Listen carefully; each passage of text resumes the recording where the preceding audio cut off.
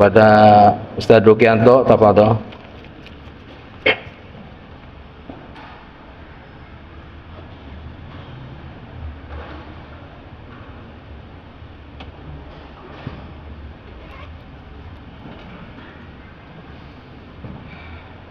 Assalamualaikum warahmatullahi wabarakatuh.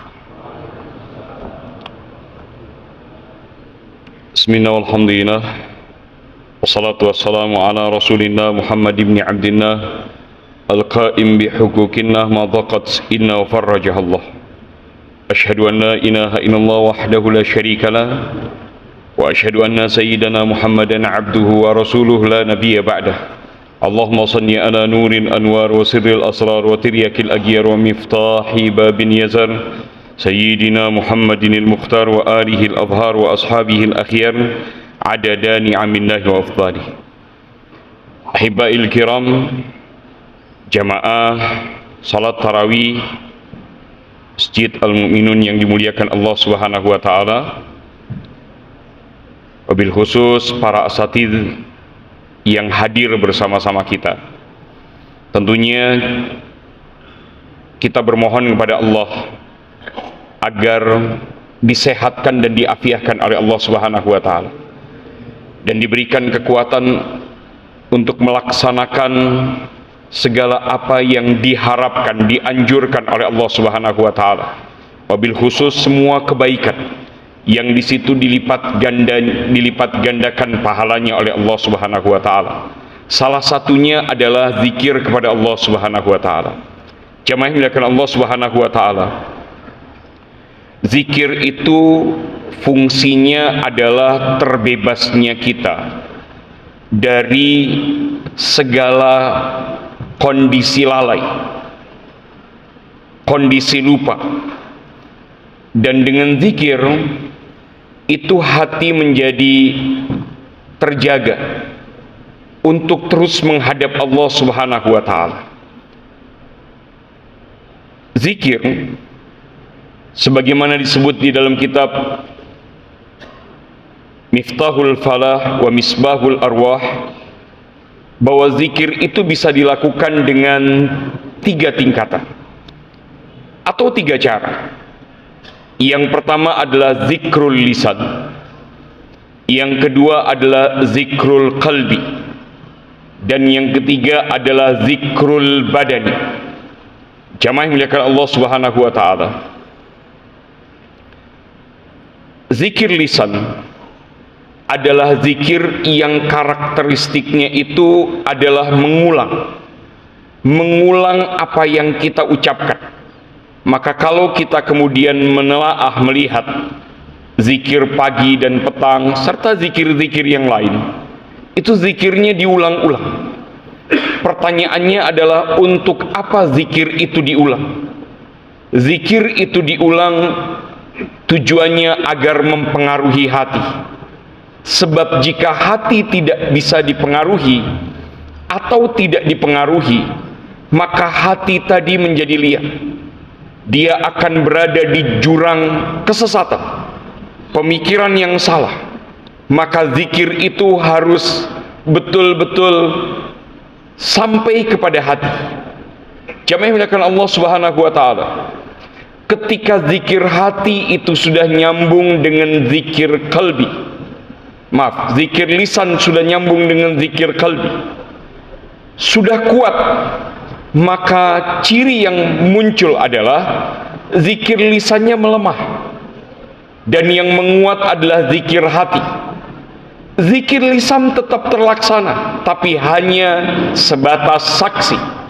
Begitu dituliskan oleh para ulama yang diriwayatkan dari para sahabat. Jamaah yang dimuliakan Allah Subhanahu wa taala. Untuk apa hati kemudian betul-betul dipengaruhi oleh zikir? Sebagaimana sudah disebut tadi, hati dipengaruhi oleh zikir agar hati ini tidak liar.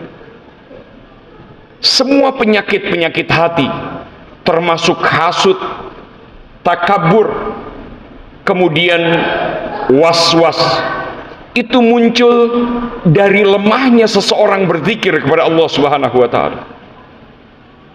Jika ditanya, upaya zikir model apa yang bisa mempengaruhi hati? Jawabannya, seluruh ucapan ungkapan kecintaan kepada Allah, baik lewat kalimat-kalimat thayyibah, termasuk bacaan Al-Quran, itu bisa mempengaruhi hati. Tentunya jika ditanya mana yang paling berpengaruh dari semua ucapan, jawabannya adalah bacaan Al-Quran adalah bacaan yang paling berpengaruh kepada hati. Jamaah yang dimuliakan Allah, ketika sudah nyambung antara zikir lisan dengan zikir hati, maka zikir itu menjadi pakaian. Dan yang menarik adalah ketika zikir sudah menjadi pakaian, saat seseorang meninggalkannya, zikir tadi tidak akan pernah meninggalkan dirinya. Sebab zikir itu akan menjadi pengingat untuknya untuk kembali kepada Allah Subhanahu wa Ta'ala. Dan cerita ini adalah cerita yang umum. Bapak-bapak boleh tanyakan cerita ini dari anak-anak yang pernah pesantren dan kemudian dia keluar dari pesantren dan sempat jatuh, sempat meninggalkan, sempat berada pada titik yang tidak beruntung. Maka dia diingatkan oleh Allah dengan zikir yang pernah dibacanya saat dia di pesantren, wirid yang pernah dibacanya pada saat dia di pesantren, wirid Al-Quran yang terus menerus dibacanya pada saat di pesantren. Jamaah yang dimuliakan Allah Subhanahu wa Ta'ala, apa pengaruh hebat dari zikir qalbi? Ada dua hal hebat, dan masih banyak yang hebat, tapi dua ini yang paling menonjol.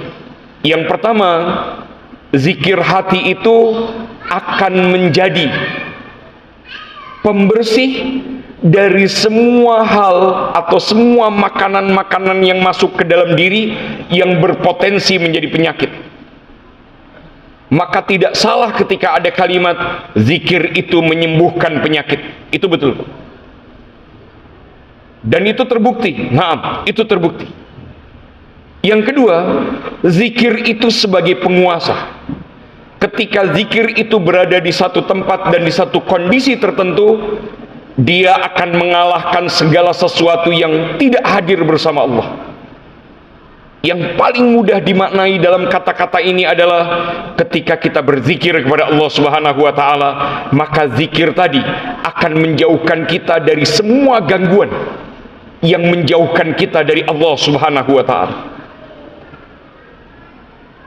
Ketika zikir sudah jadi pembersih, zikir sudah jadi penguasa, maka berikutnya zikir tadi naik tingkat menjadi zikrul badan. Zikir yang dari hati kemudian menyebar ke sekujur tubuh.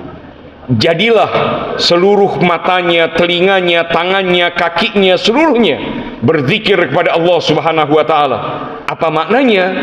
Dimudahkan baginya untuk melakukan segala bentuk kebaikan. Jamaah yang dimuliakan Allah Subhanahu wa Ta'ala, di bulan Ramadan ini adalah bulan di mana Allah Subhanahu wa Ta'ala memberikan kemudahan kepada kita untuk melakukan segala bentuk kebaikan. Masalahnya adalah apakah diri ini terdorong untuk melakukannya? Apakah ada niat yang terbangun di dalam diri ini? Apakah ada kekuatan yang Allah berikan untuk menjalankan setiap bentuk kebaikan yang Allah titipkan? Maka jawabannya ada pada hidayah dan taufik yang datang dari Allah Subhanahu wa Ta'ala. Maka berharaplah kepada Allah agar kita diberikan hidayah, diberikan taufik, diberikan kemudahan, diberikan kemurahan untuk datang kepada Allah Subhanahu wa Ta'ala. Jamaah yang dimuliakan Allah Subhanahu wa Ta'ala, uzkurullaha dzikran katsiran wasabbihuhu bukratan wa asila. Berzikirlah kepada Allah Subhanahu wa Ta'ala dengan zikir yang banyak, dengan semua bentuk zikir yang mendekatkan diri kita kepada Allah Subhanahu wa Ta'ala.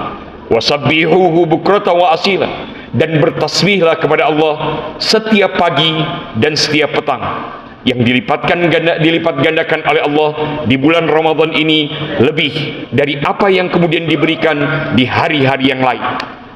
Perjalanan Ramadan kita sudah hampir sepekan. Maka kita minta sama Allah Subhanahu wa Ta'ala untuk memberikan kepada kita kemurahan dan kemudahan, mendapatkan kesempatan yang besar hingga menjadikan Ramadan ini lebih baik daripada Ramadan sebelumnya. Mudah-mudahan apa yang disampaikan manfaat buat kita semua, dan mudah-mudahan Allah Subhanahu wa taala memberikan kesempatan kita menyelesaikan Ramadan ini hingga kemudian bertemu dengan Allah dalam keadaan husnul khatimah. Assalamualaikum warahmatullahi wabarakatuh.